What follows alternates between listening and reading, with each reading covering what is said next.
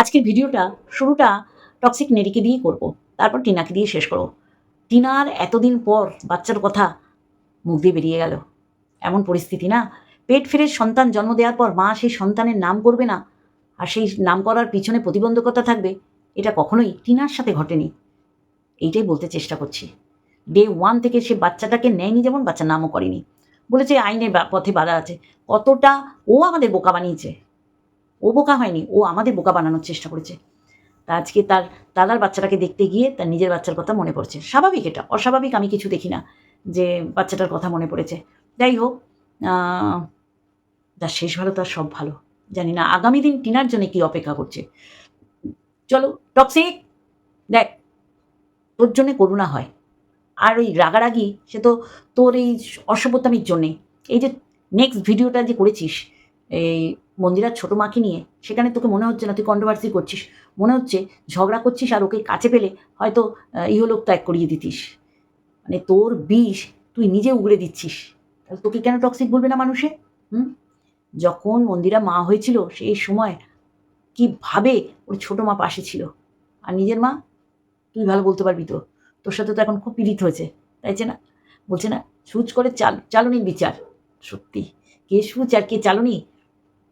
Toxic নেরি Nipa ভালো বলতে পারবে বল। সত্যি। যাই হোক, আজকে আমার ভিডিও সমস্ত কিছুকে নিয়ে চলো মেন করছে।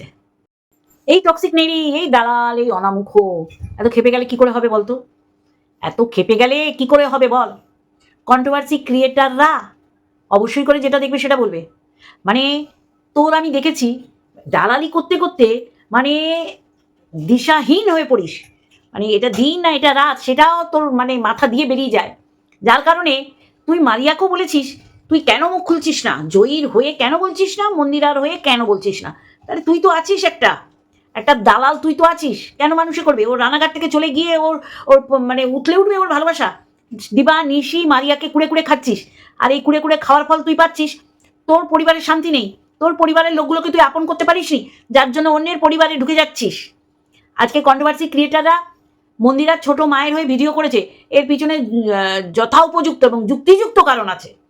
আর তুই কি বলছিস যে যারা মানে এই ছোট মায়ের ফটো লাগিয়ে থাম্বনেলে দিয়ে জায়ের ফটো ছোট মায়ের ফটো যারা লাগিয়ে করছে তাদের কেন কিছু বলছে না?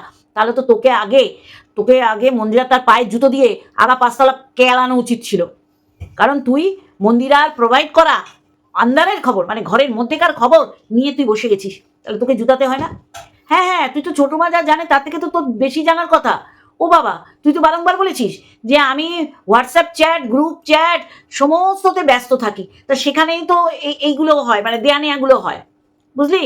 ওর পরিবারের প্রত্যেকটা কথা তোকে বলে, ও জানে এরকম দালাল আমি পাবো না যে আমার পা চাটা থেকে পেছন চাটা সব চেটে দেয়। তাহলে তোকে আগে যুক্ত মারা উচিত ছিল মন্দিরার, তারপরে তো তার ছোট মা বুঝবে হিসেবটা যে ওনাকে কেন সাপোর্ট করছে আর তোর এগেনস্টে কেন বসলো। এটা হচ্ছে সবচেয়ে বড় দুঃখের কারণ, তাই না? ছোট মা কিন্তু দুর্ধর্ষ গেল, আর খবরদার চালাক তো অবশ্যই চালাকি তুই করবি, আর অন্য লোকের চালাকি দেখলেই তখন তোর সারগান ফেটে চৌচির হয়ে যাবে, তাই না? তো সমস্ত কিছু নিয়ে ভিডিও, সাথে টিনাকে নিয়েও বলবো। সত্যি করে টিনার মানে বাচ্চার কথা মনে পড়েছে, এটার জন্য হ্যাটসঅপ, ধন্যবাদ। মনে করাকে বলছি, ওর যে মনে হয়েছে, ওর যে একটা ফিল হয়েছে অন্যের সদ্যজাত বাচ্চা দেখে, যে ওর বাচ্চার কথা মনে পড়েছে, এই জন্য তো একটা টিনাকে হ্যাটসঅপ দেওয়া উচিত। তবে আগে একটু টক্সিক নেরি কুত্তি দালালকে দিয়ে নিই, তারপর অবশ্যই করে বলবো, তাই না? কন্ট্রোভার্সি ক্রিয়েটারদের উপর তোর রাগের কারণ হচ্ছে এই যে নাস্তানাবুদ হয়ে যাচ্ছিস, কিছুতেই প্রোটেক্ট করতে পারছিস না মন্দিরাকে, তাই না? এরকম সবাইকে তোর মানে এরকম হুমকি দেওয়ার কথা। তোর মানে যদি পারতাম না তোকে সামনে চুমু দিতাম, নি না তোমরা ভায়োলেন্সের শুধু গন্ধে শেখো।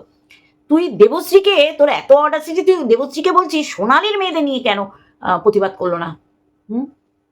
হতচ্ছাড়ি অসভ্য কুলাঙ্গার কুলোটা অনামুখ টক্সিক নেড়ি দালাল তুই থাকতে কারোর তো দরকার নেই।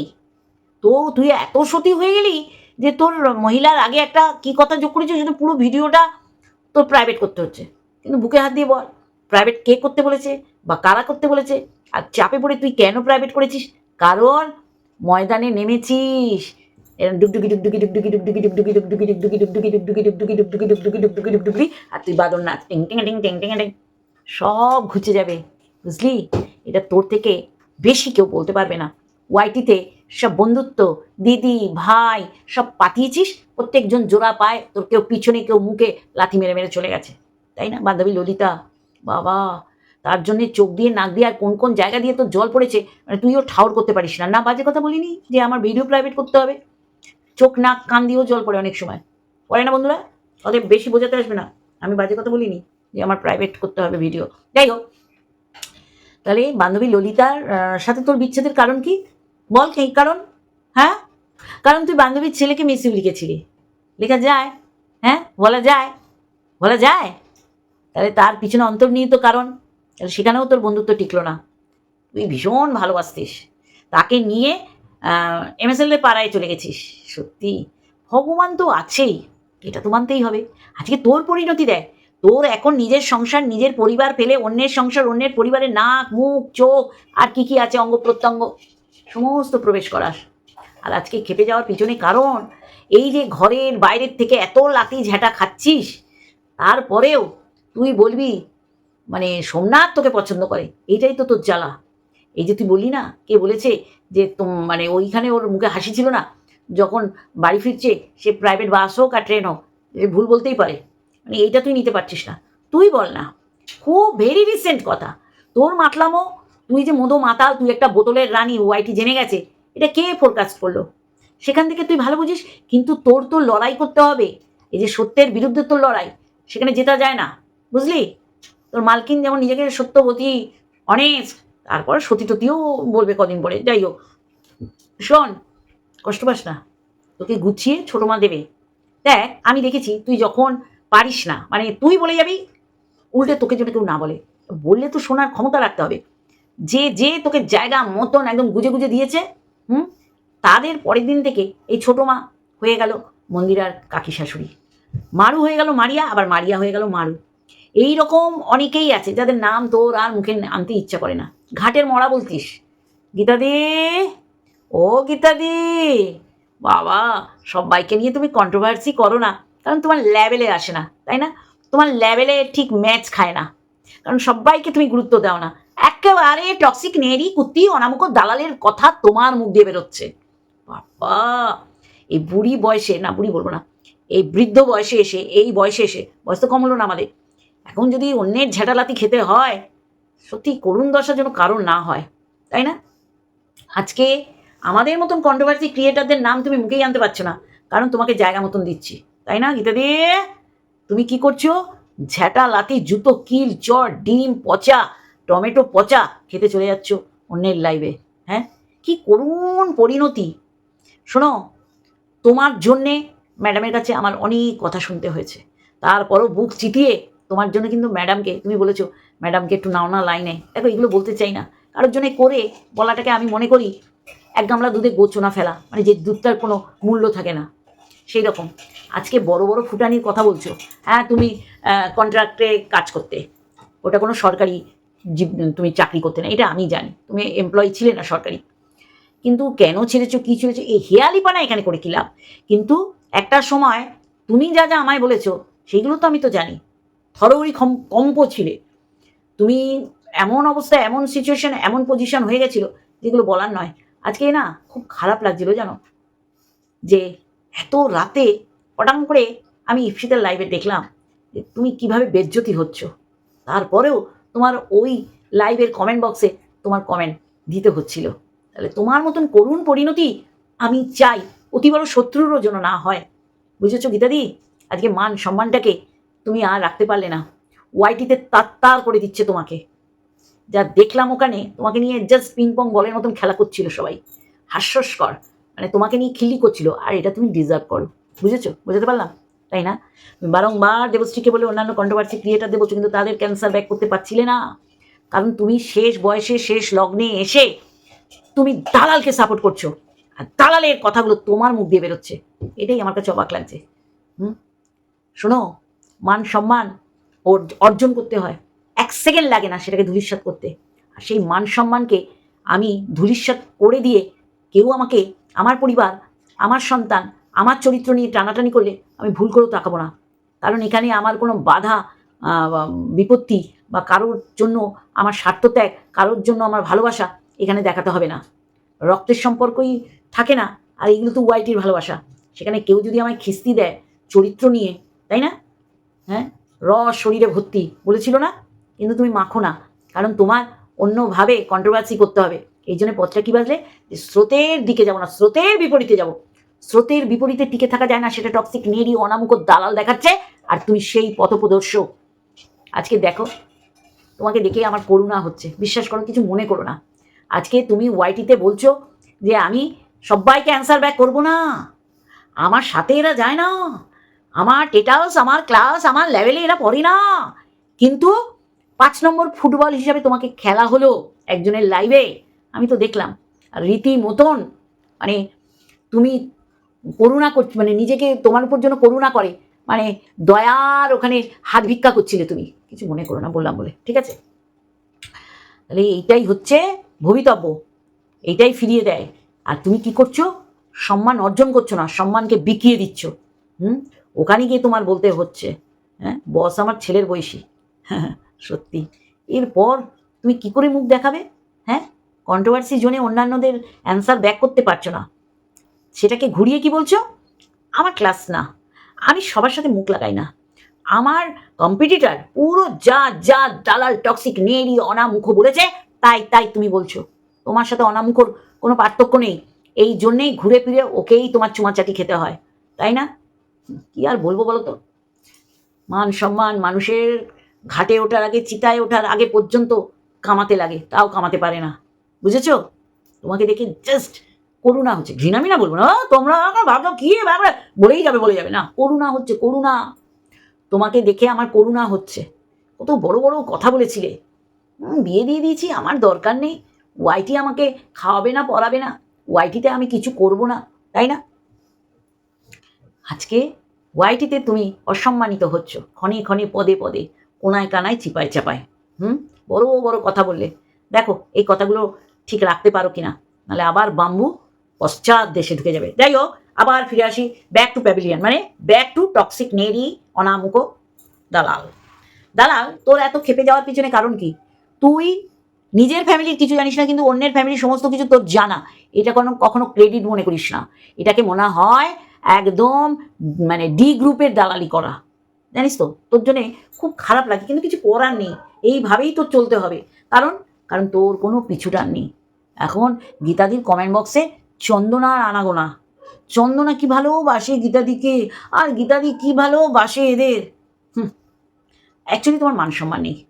তোমার মান সম্মান যদি থাকতো, তাহলে ওই লাইভে তোমাকে নিয়ে যেই সব হলো না, এগুলো তুমি শুনতে না, বুঝেছো?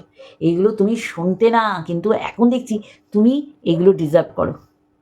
কোন অ্যাপসে খেলতে, এগুলো তো আমাদের জানার কথা না। না, যাক, তোমার মেয়ে জামাইকে নিয়ে কিছু বলবো না, বলা উচিত না, তারা নতুন জীবন বেঁধেছে, তাদের দিকে তাকানোই উচিত না, বলা তো দূর কি বাত। কিন্তু আজকে তোমার এই অর্জিত সম্মান তুমি 1 সেকেন্ডে ধূলিসাৎ করে দিলে। আর কি বলছো? আমি কারো হয়ে বলছি না, তোমার বড় ভুল হয়েছে। এই টক্সিক নেড়ি এই দালালটার হয়ে দেবশ্রীকে খাটো করা, আর এইটাই বুমেরাং হবে তোমার দিকে। কন্ট্রোভার্সি জোনে নামও খেলতে, কারণ তুমি বহু পুরনো খেলোয়াড়, বুঝেছ? কিন্তু তুমি ভাবলে আমি স্রোতের বিপরীতে গা ভাসাবো, কেউ টিকে থাকতে পারিনি। আর এইটা টক্সিক নেড়ি অনামুখ দালালকে দেখে অন্তত তো তোমার বোঝা উচিত। ব্যাক টু প্যাভিলিয়ন, মানে ব্যাক টু টক্সিক নেড়ি অনামুখ দালাল। দালাল ছোটো মার প্রতি রেগে গেলে হবে? ছোটো মা তো ভুল কিছু বলেনি, ছোটো মা তো যা বলেছে ঠিক বলেছে। ছোটো মা কখনো অস্বীকার করেনি যে সোমনাথ ধরেনি, বলেছে আমাদের বাড়ির ছেলেরা, সেই ছেলেদের মধ্যে নিশ্চয়ই সোমনাথ আছে, তাই না? তোর এত সারগান ফাটছে কেন? ফুর্তি করবি, ওখানে তো মদের চাল মানে মানে কী বলবো, চল থাকলে তো মদ খেয়ে বসে থাকতিস। তাহলে আনন্দ করবি, ফুর্তি করবি, গিফট নিয়ে বাড়ি আসবি, তারপরে তো তোর একটা দায়িত্ব থাকে, তাই না? যে মন্দিরাকে ওর ছোটো মা বলছে, তাহলে ছোটো মার এগেনস্টে আমার নামতে হবে। অ্যাকচুয়ালি তুই নামতিস না, তুই দেখলি মন্দিরাকে জায়গা মতন কন্ট্রোভার্সি ক্রিয়েটাররা ছোটো মাকে শিখণ্ডী করে দিচ্ছে। আর ছোটো মাও ঠিক টাইমে বলেছে, সে তার ভিডিওতে কি বলবে না বলবে, তুই তো অনামুখ টক্সিক নেড়ি দালাল, তুই তো বলতে পারিস না, তাই না? তুই তো মারিয়া কোনোদিন মারু হবে না, মারু কোনোদিন মারিয়া হবে না, যেমন ছোটো মা হবে না, মাটা আছে তো যোগ।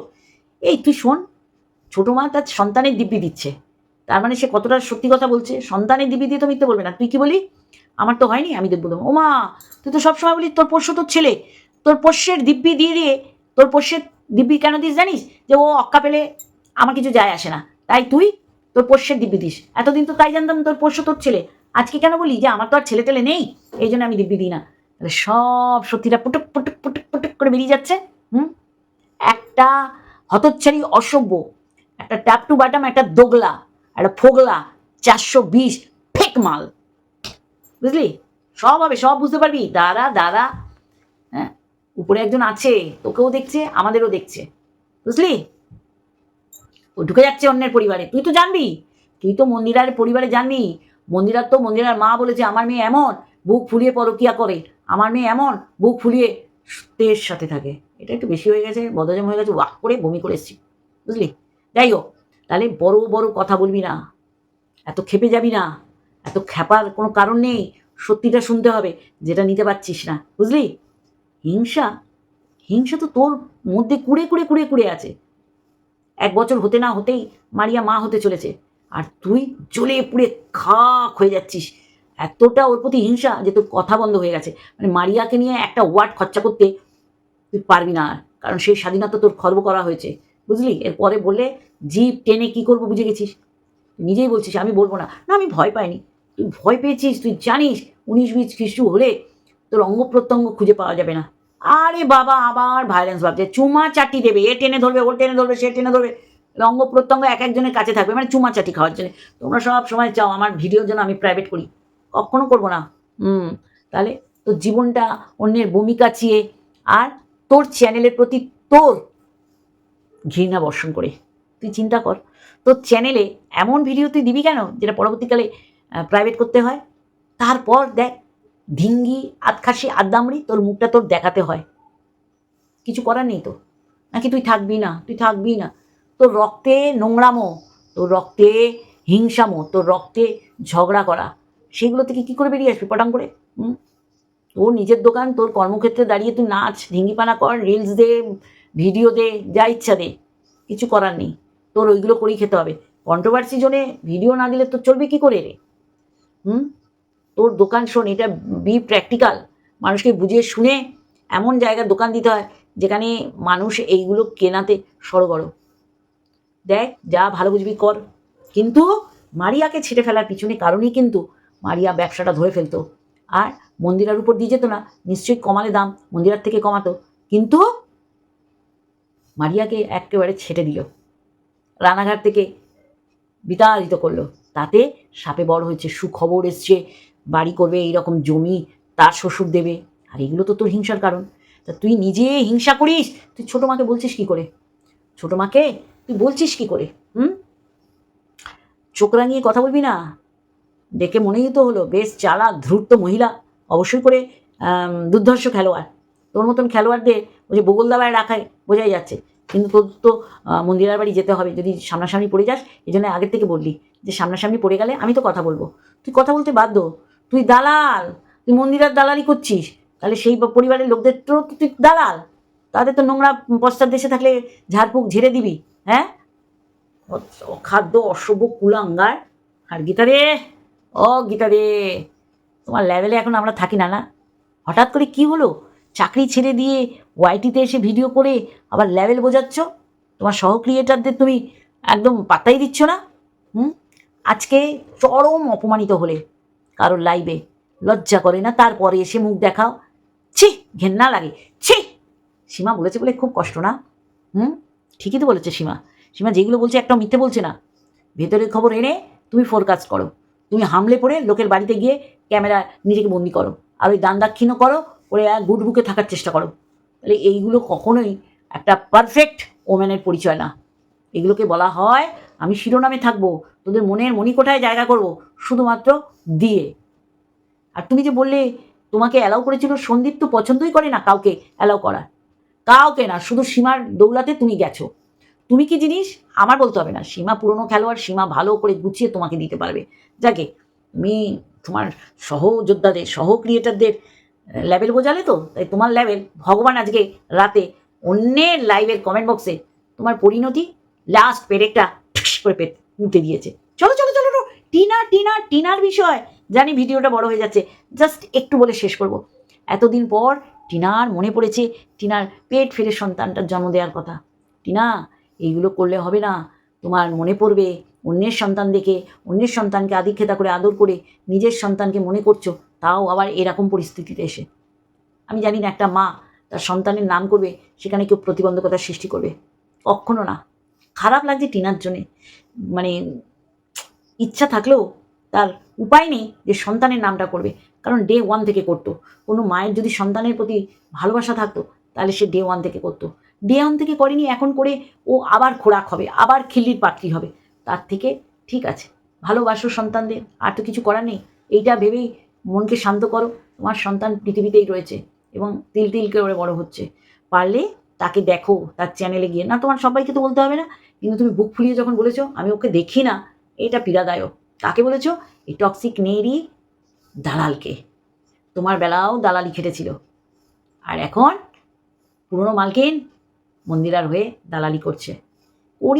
করুণ পরিস্থিতি, করুণ পরিণতি। যেমন টক্সিক নেড়ি দালালের, তেমনি গীতাদির।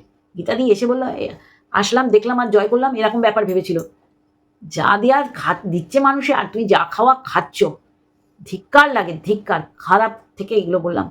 কিভাবে মানুষ তোমাকে নিয়ে পিং পং বল, কেউ 5 নম্বর ফুটবল এইসব ভেবে খেলছে, আর এটাই তুমি ডিজার্ভ করো। ভাবলে কি করে ফেলবো ওই টক্সিক নেড়ির হয়ে বলে। এর থেকে যদি কেউ শিক্ষা নেবে, না নিলে না নেবে, আমাদের কাউকে কিছু বলার নেই। চলো আজকে এইটুখানি, আর একটা ভিডিওর সাথে অবশ্যই দেখা হবে। ততক্ষণ পর্যন্ত ভিডিওটা মন দিয়ে দেখো, দেখে কমেন্ট বক্সে কমেন্ট করো। Love you all.